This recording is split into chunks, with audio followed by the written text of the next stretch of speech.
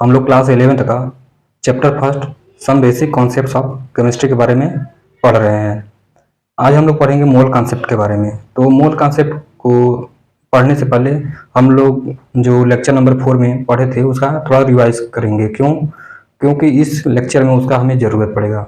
तो हम lecture number 4 में क्या क्या देखे थे कि एटॉमिक मास यूनिट क्या होता है, और एटॉमिक मास क्या होता है, ग्राम एटॉमिक मास क्या होता है, और मॉलिक्यूलर मास और मोलर मास के बारे में पढ़े थे। तो आप लोग को आइडिया है कि एटॉमिक मास यूनिट क्या होता है, एटॉमिक मास क्या होता है, ग्राम एटॉमिक मास क्या होता है, मॉलिक्यूलर मास और मोलर मास।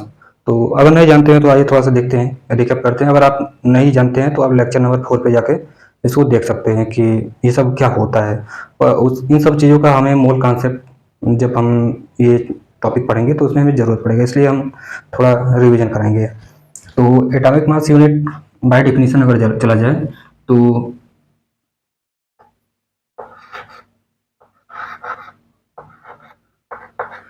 तो इसमें क्या होता है कि अगर हम कार्बन 12 का क्या कर ले, कार्बन 12 का एक आइसोटोप ले लेते हैं। ये है कार्बन 12 का isotope, 1 atom of carbon 12 isotope. तो इसका क्या करना है, हमें 12 भाग करना है, इसको 12 हिस्सा में डिवाइड कर देना है। 1 2 3 4 5 6 7 8 9 10। तो ये मान के चलिए 12 हिस्सा में इसको क्या कर दिए हैं, डिवाइड कर दिए हैं। तो इसका 12वें भाग का जो मास होता है उसे कहा जाता है एक एएमयू। क्या कहते हैं, एक एएमयू कहते हैं। और इसका मास अगर ग्राम में पूछ दे तो हम लोग क्या बताएंगे, इसका मास जो होता है वो 1.67 10 टू द पावर -24 ग्राम होता है। ठीक, तो ये 12वें हिस्से का है। अगर टोटल पूछ दिया जाए एक एटम का कितना होता है तो इसका मास कितना हो जाएगा, 1.67 में हम 12 से मल्टीप्लाई कर देंगे। तो अगर इसको लिख दें कि mass of 1 carbon atom, 112 carbon atom. तो ये क्या है, 12वें भाग का मास है। तो इस टोटल कितना होगा, इसमें हम 12 से क्या कर देंगे, मल्टीप्लाई कर देंगे तो आ जाएगा 12 इंटू 1.67 10 टू द पावर -24 क्या होगा, ग्राम होगा। तो इसको जब हम करेंगे तो ये हो जाएगा 1.99 10 टू द पावर -23 ग्राम।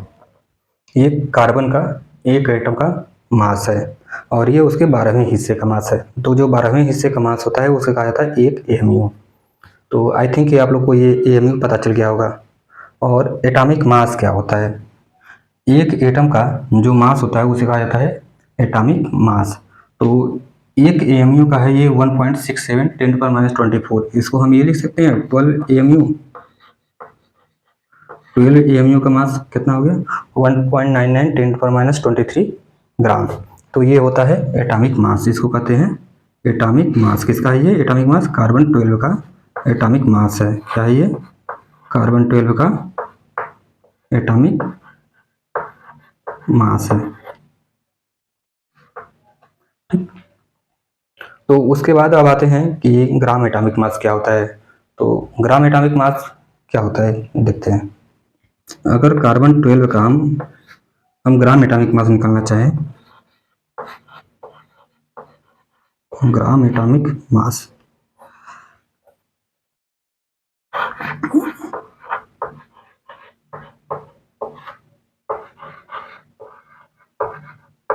तो क्या होगा, तो यहाँ पे जो 12 एएमयू है उसको जस्ट हम बताए थे उसमें कि 12 को रहने देना है, एएमयू को क्या कर देना है, ग्राम में लिख देना है। तो ये हो जाएगा कार्बन 12 का ग्राम एटॉमिक मास, जिसको हम लोग रिप्रेजेंट करते हैं एक मोल। क्या रिप्रेजेंट करते हैं, एक मोल। और हम बताए थे कि एक मोल कोई भी चीज़ हो वो अवोगाद्रो नंबर को रिप्रेजेंट करता है। कोई भी चीज़ एक मोल होगा तो वो रिप्रेजेंट करेगा अवोगाद्रो नंबर को। तो ये अवोगाद्रो नंबर क्या होता है, एन से इसको रिप्रेजेंट किया जाता है और इसकी वैल्यू होती है 6.023 10⁻23 कार्बन 12 का एटम। ठीक, तो एएमयू क्या है, 12वें हिस्से का जो मास होता है कार्बन 12 का, अगर एक एटम ले लिया जाए उसका 12 हिस्सा तोड़ दिया जाए तो जो 12वें हिस्से का मास होता है उसे कहते हैं एक एएमयू।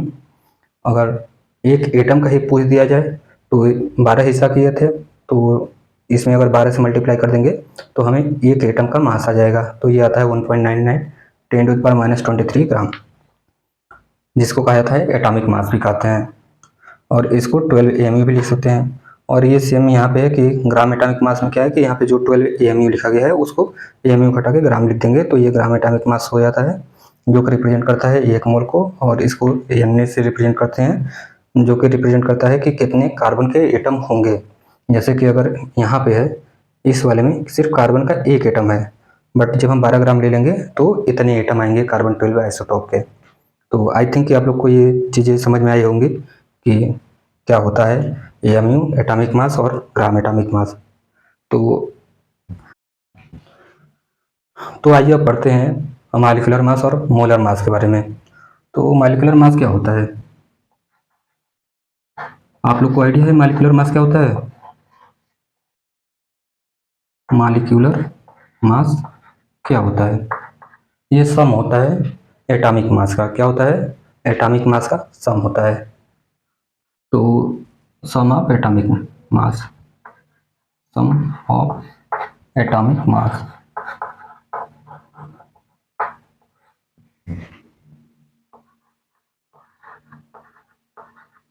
तो सम ऑफ एटॉमिक मास का मतलब क्या है?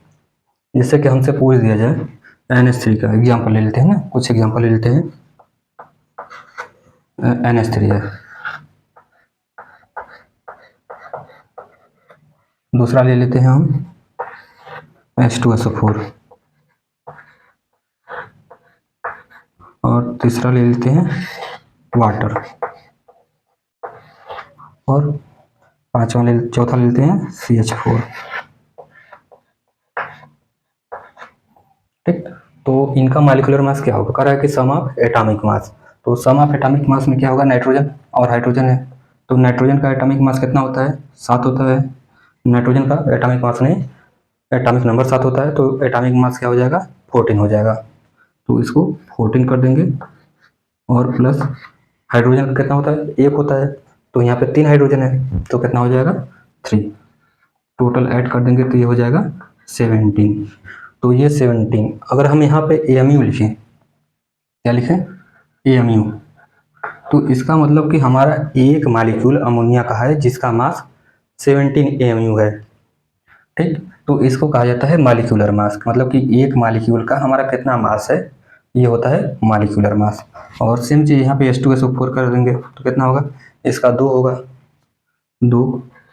सल्फर का होता है 32, और ऑक्सीजन का होता है 64 हो जाएगा, क्योंकि 16 ऑक्सीजन का 16 होता है, 4 से मल्टीप्लाई करेंगे तो 64 होगा, तो इनको ऐड करेंगे तो कितना हो जाएगा? 94 98 एएमयू।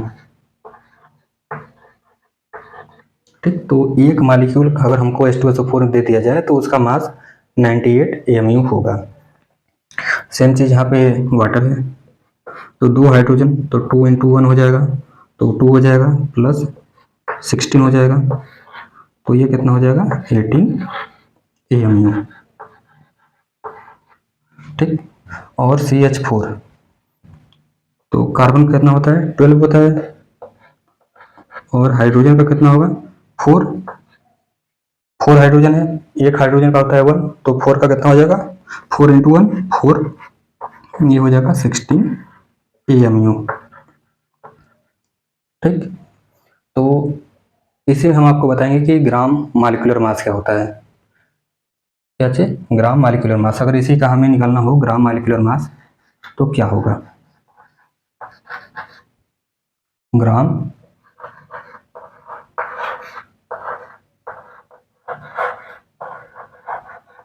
Molecular mass. तो क्या होगा, तो हमें कुछ नहीं करना है, ये 17 है, 17 को जस्ट ऐसे ही उतार देंगे, AMU की जगह पे हम लिख देंगे ग्राम। ठीक, ऐसे ही H2SO4 का क्या हो जाएगा, gram atomic, gram molecular mass, इसको हम शॉर्ट फॉर्म में लिख दे रहे हैं GMS। ठीक, तो हमें लिखने में थोड़ा आसानी होगी। तो इसका GMS क्या हो जाएगा, इसका GMS हो जाएगा 98 ग्राम। इसका कितना हो जाएगा बताइए, 18 ग्राम। इसका GMS कितना हो जाएगा, 60 ग्राम। ठीक, तो आई थिंक कि आप लोग को ये सब चीज़ें समझ में आ रही होंगी कि एटॉमिक मास यूनिट क्या होता है, एटॉमिक मास क्या होता है, ग्राम एटॉमिक मास क्या होता है, मॉलिक्यूलर मास क्या होता है और मोलर मास क्या होता है। ये है ग्राम मॉलिक्यूलर मास, जिसको हम लोग कहते हैं मोलर मास भी कहते हैं। क्या कहते हैं इसको, मोलर मास। मोलर मास का मतलब कहा जाए तो एक मोल अगर अमोनिया हम लेंगे, क्या लेंगे, एक मोल अगर हम अमोनिया लेंगे तो उसका जो मास होगा वो 17 ग्राम होगा। सेम चीज़ यहाँ पे है, अगर एक मोल हम H2SO4 ले लेंगे तो ये क्या हो जाएगा, 98 ग्राम। Molar mass of H2SO4।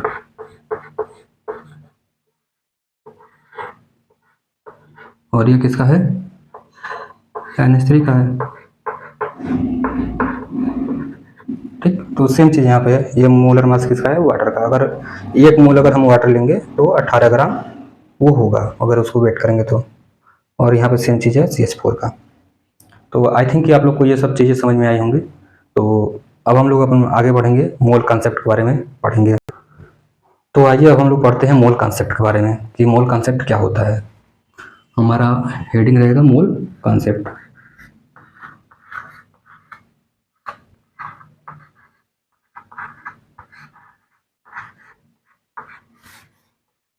तो मोल कॉन्सेप्ट को पढ़ने से पहले पढ़ना पड़ेगा कि मोल क्या होता है। तो मोल क्या होता है, मोल को डिफाइन किया जाता है कि अगर कार्बन 12 का, क्या चीज, कार्बन 12 का अगर हम 12 ग्राम ले लें, क्या ले लें, 12 ग्राम कार्बन 12 का आइसोटोप है, अगर हम इसको 12 ग्राम ले लें तो इसमें जितने नंबर ऑफ पार्टिकल होंगे उन्हें हम कहते हैं एक मोल। क्या कहते हैं, एक मोल। तो 12 ग्राम अगर हम ले लेंगे कार्बन 12 का आइसोटॉप, तो इसमें जो नंबर ऑफ पार्टिकल होते हैं उन्हें कहते हैं 1 मोल। और वो जो पार्टिकल होते हैं वो होते हैं 6.023 10⁻23। ठीक, ये क्या होंगे, कार्बन 12 के एटम होंगे।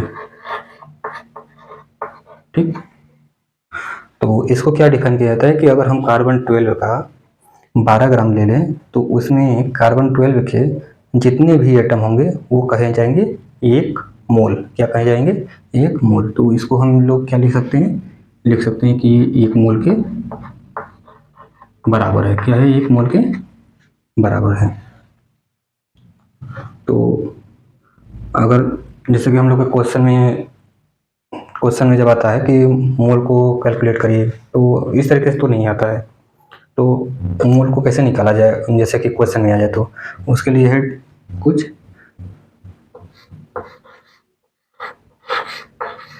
इक्वेशन। ठीक, तो मोल इक्वल टू होता है गिवन मास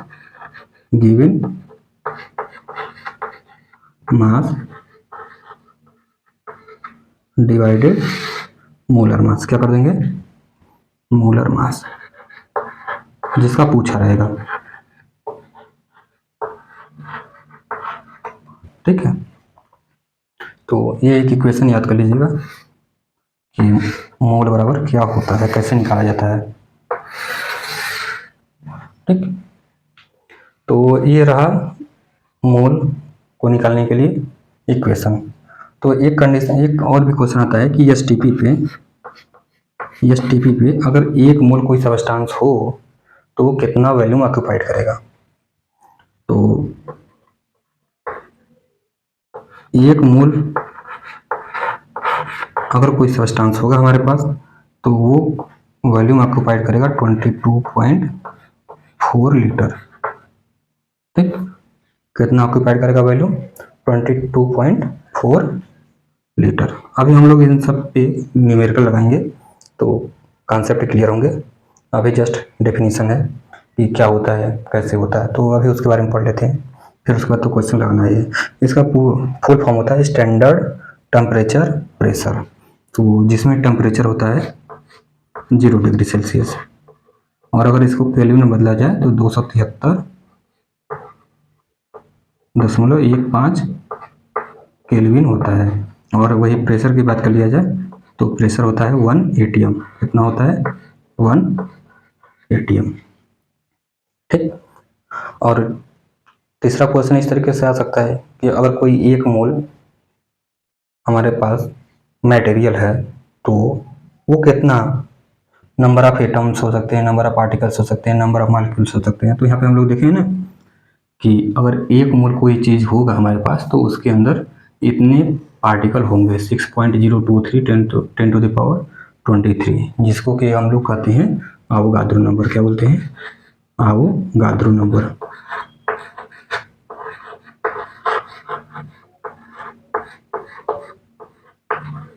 इसको जो सिंबल है उसको रिप्रेजेंट किया जाता है एन से। ठीक, तो अभी तक हम लोग क्या पढ़े हैं इसके बारे में देख लेते हैं कि अगर कार्बन 12 का आइसोटोप क्या होते हैं, ये पता है ना? आइसोटोप वो होते हैं जिनमें नंबर ऑफ प्रोटॉन क्या होते हैं? सेम होते हैं। आइसोटोप अगर पूछ लिया जाए कि आइसोटोप क्या होता है तो इसमें नंबर ऑफ प्रोटॉन सेम होते हैं। नंबर ऑफ प्रोटॉन सेम होते हैं, या तो ये कह सकते हैं number of same atomic number. क्या बोल सकते हैं? Atomic number. एटॉमिक नंबर क्या हो? सेम हो, और एटॉमिक वेट क्या हो? डिफरेंट हो। एटॉमिक वेट डिफरेंट हो। तो इसका एग्जांपल हम लोग लिख सकते हैं, जैसे कि हाइड्रोजन का होता है 1H1 जिसको कहा जाता है प्रोटियम, और एक एग्जांपल 1H2, और है एग्जांपल 1H3। इसको कहा जाता है प्रोटियम, इसको कहा जाता है ड्यूटेरियम, इसको कहा जाता है ट्रिटियम। इसको क्या बोला जाता है? ट्रिटियम। तो यहाँ पे देख रहे हैं कि एटॉमिक नंबर क्या है? सेम है। एटॉमिक वेट क्या है? डिफरेंट है। तो इसका मतलब ये आइसोटोप है। सेम चीज़ यहाँ पे है कि कार्बन 12 के कार्बन 14 भी होता है, जिसका हम लोग रेडियो एक्टिविटी में यूज़ करते हैं किसी चीज़ का हाफ लाइफ जानने के लिए। तो अगर कार्बन 12 का हम 12 ग्राम ले लें तो उसमें जो कार्बन 12 के एटम होंगे वो 6.023 10 टू द पावर 23 कार्बन के एटम होंगे, जिनको कहा जाएगा एक मोल। और मोल अगर निकालना हो तो given mass divided molar mass कर देंगे तो हमें मोल पता चल जाएगा। और एसटीपी पे क्या होता है कि अगर कोई गैस एक मोल है तो वो 22.4 लीटर वॉल्यूम को ऑक्यूपाइड करेगी, जिसमें कि टेम्परेचर अगर टेम्परेचर क्या रहता है? 0 डिग्री सेल्सियस रहता है, और प्रेशर क्या रहता है? 1 atm रहता है। तो आई थिंक कि आप लोग को ये समझ में आया होगा। तो आइए चलते हैं अब हम लोग न्यूमेरिकल वैल्यू पे थोड़ा न्यूमेरिकल सॉल्व किया जाए कि इन सब का इक्वेशन का हम कैसे यूज कर सकते हैं। तो अभी हम लोग जो है कि क्या देखें? डेफिनेशन देखें और कुछ फार्मूले देखें। तो उन्हीं सब फार्मूले का और डेफिनेशन का यूज करके हम लोग कुछ न्यूमेरिकल सॉल्व करेंगे। जैसे कि अगर क्वेश्चन आ जाता है कि क्वेश्चन ले लेते हैं कि 4.9 क्या है? 4.9 ग्राम H2SO4 है। क्या है? H2SO4 है। तो कैलकुलेट क्या क्या करना है? पहला हमें निकालना है कि मोल कितना होगा। क्या निकालना है? मोल। और दूसरा निकालना है नंबर ऑफ एटम। ठीक, और तीसरा निकालना है number of hydrogen, sulphur and oxygen atom. और चौथा निकालना है volume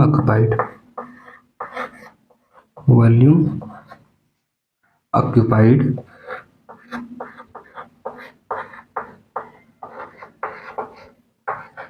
by given mass of H2SO4।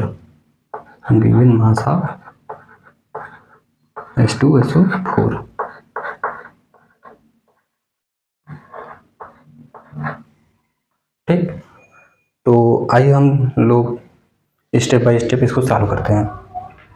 तो मोल निकालने के लिए अभी हम लोग पढ़े थे कि मोल अगर निकालना है तो क्या करना पड़ेगा। गिवन मास था, गिवन मास डिवाइड कर देंगे मोलर मास से। क्या कर देंगे, मोलर मास। तो यहाँ पे कितना दिया है, 4.9 ग्राम। कितना दिया है, 4.9 ग्राम। और H2SO4 का मोलर मास कितना होगा, इसका मोलर मास हो जाएगा 2 + 32 + 64 = 98 ग्राम पर मोल। मतलब कि एक मोल का 98 ग्राम होगा। तो इसको हम लोग लिख सकते हैं 98 ग्राम पर मोल। ठीक, तो यहाँ से ग्राम कैंसिल हो जाएगा तो मोल ऊपर चला जाएगा। तो इसको और क्या लिख सकते हैं, 49 / 98 × 10⁻⁻1 कर सकते हैं, है ना। इसको क्या कर देंगे, 2 से कट जाएगा। इसका यूनिट तो मोल में आ गया क्योंकि मोल निकाल रहे हैं।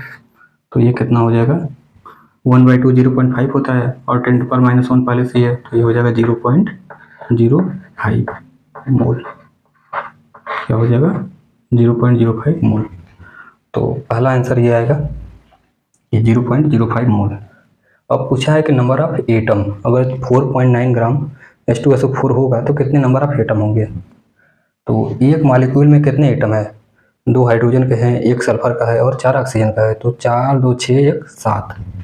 तो एक मॉलिक्यूल अगर हम लोग लेंगे H2SO4 तो उसमें 7 एटम है। और अगर 4.9 ग्राम H2SO4 होगा तो जाहिर सी बात है बहुत से मॉलिक्यूल होंगे। तो इसमें नंबर ऑफ मॉलिक्यूल भी पूछ सकते हैं कि number of molecule of H2SO4 बताइए। ठीक है, तो इसको हम 5वां लिख दे रहे हैं, number of molecule of H2SO4। Number of molecule of H2SO4। ठीक है, तो पहले 5वां को निकाल लेते हैं कि number of molecule of H2SO4 कितने होंगे। ठीक, तो number of molecule of H2SO4 = number of molecule of H2SO4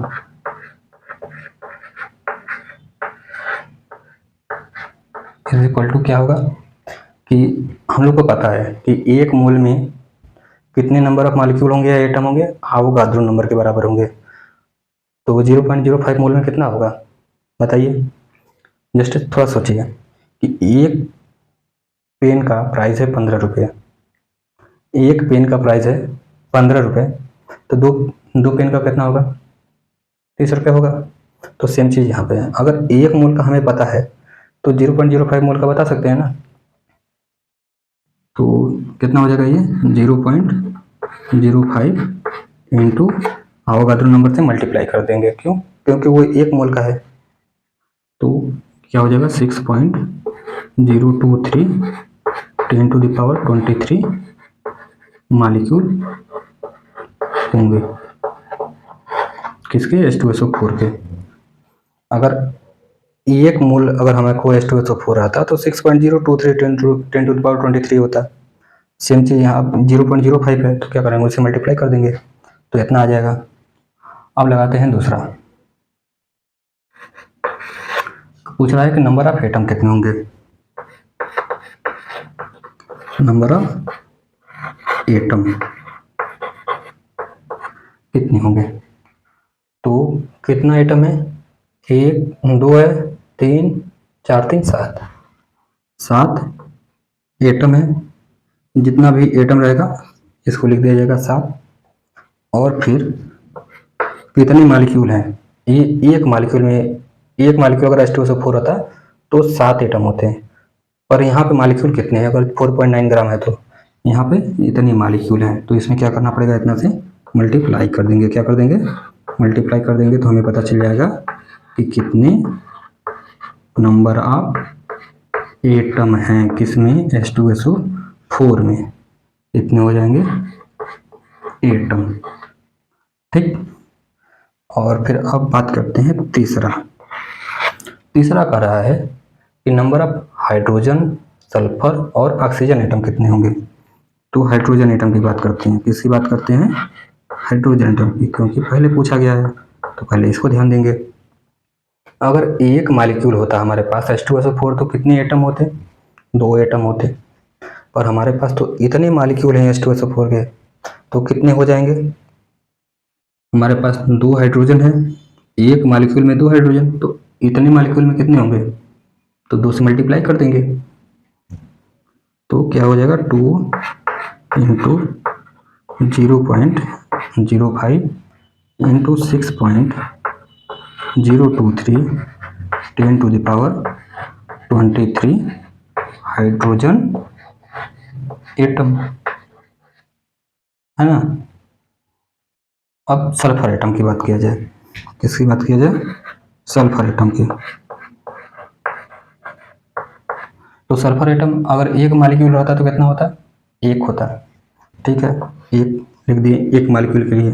और हमारे पास टोटल मालिक्यूल कितने हैं, इतने मालिक्यूल हैं, तो इतने में हम क्या कर देंगे, मल्टीप्लाई कर देंगे तो हमें सल्फर एटम का एटम पता चल जाएगा कि 4.9 ग्राम रहता तो कितना रहेगा सल्फर का एटम।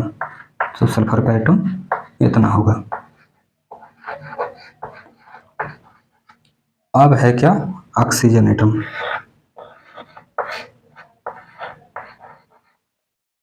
तो ऑक्सीजन एटम कितना है, 4 ऑक्सीजन एटम है एक मालिक्यूल में, तो 4 एटम ऑक्सीजन का है एक मालिक्यूल में, तो इतने मालिक्यूल में क्या होगा, मल्टीप्लाई कर देंगे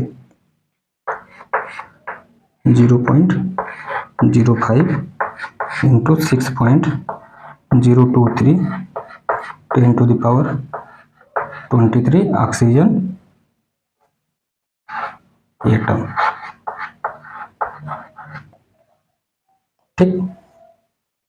ये सब यूनिटरी मेथड है, अगर आप लोग सॉल्व करना चाहें तो आराम से कर सकते हैं कि एक मालिक्यूल में 2 हाइड्रोजन एटम है तो 0.05 6.023 10⁻23 मालिक्यूल में कितना होगा, इसे से मल्टीप्लाई कर देंगे तभी तो पता चलेगा ना। तो सेम चीज यहाँ पे किया गया है। तो क्वेश्चन नंबर चौथा क्या कर रहा है, volume occupied by given mass of H2SO4, ठीक। तो चौथा वाला लगाते हैं। अगर हमें पता है कि 1 मोल होता है H2SO4, अगर 1 मोल H2SO4 होता, यहाँ पे STP कंडीशन है ना, STP बोल गए लिखना, एट STP। तो अगर 1 मोल H2SO4 रहता तो वो कितना ऑक्यूपाइड करता एट STP पे, 22.4 लीटर ऑक्यूपाई करता, किस पे, STP पे, स्टैंडर्ड टेम्परेचर एंड प्रेशर। तो 0.05 मोल कितना करेगा, 0.05 मोल H2SO4 कितना वॉल्यूम को ऑक्यूपाइड करेगा, कितना करेगा 0.05 इंटू 22.4 लीटर, है ना, एट STP पे ये इतना वॉल्यूम को ऑक्यूपाइड करेगा।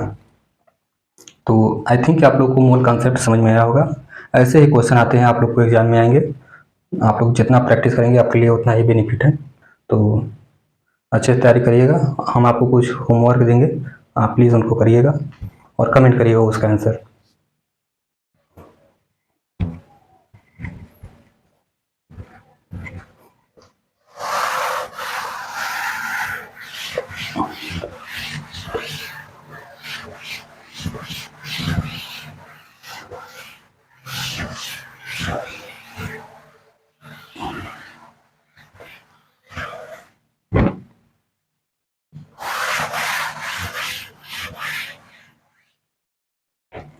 तो आपको कुछ हम होमवर्क देना चाहते हैं, आप उसको सॉल्व करिएगा और कमेंट में इसका आंसर जरूर डालिएगा कि उसका आंसर क्या होगा। तो क्वेश्चन फर्स्ट है, HW है,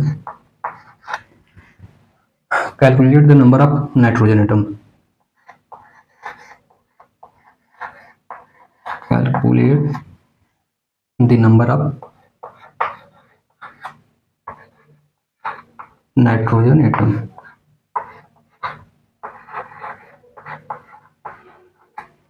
ठीक, तो पहला है इसमें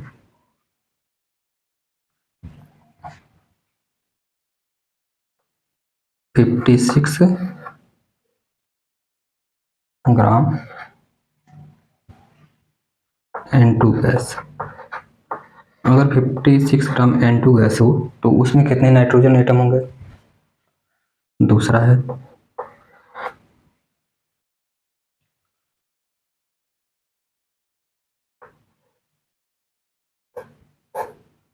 अगर जो है कि 44.8 लीटर नाइट्रोजन गैस हो तो उसमें कितने नाइट्रोजन के एटम होंगे। ठीक,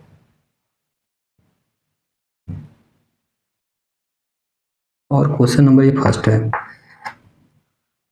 क्वेश्चन नंबर 2 क्या है,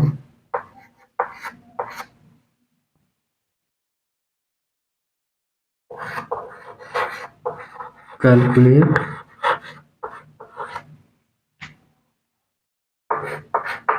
द नंबर ऑफ मॉलिक्यूल। इसमें नंबर ऑफ मॉलिक्यूल को कैलकुलेट करना है।